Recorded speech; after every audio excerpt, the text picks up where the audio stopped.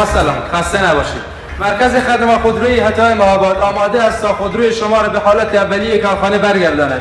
خدمات پلیش سرامیک، خدمات شاسی کشی، خدمات PDR، خدمات صافکاری سنتی. ماشین شما را به حالت روز اولیه کارخانه برمیگردانیم. با ما همراه باشید و کارها را ببینید.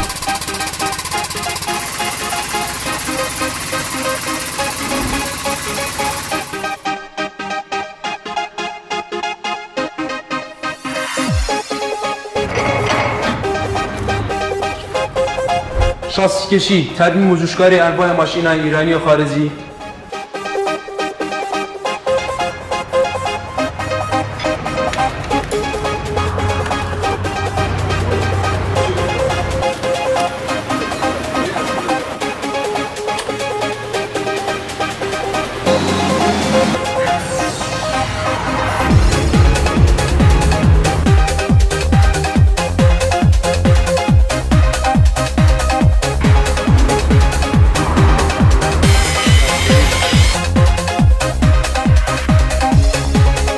پلیش سرامیک 3 ساله و 5 ساله.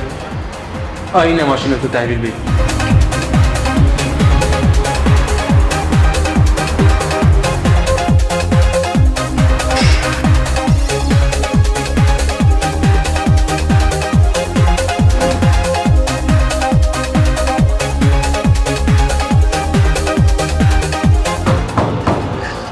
ماشینت رو بدون افت قیمت PDR کن به شرط کارشناس.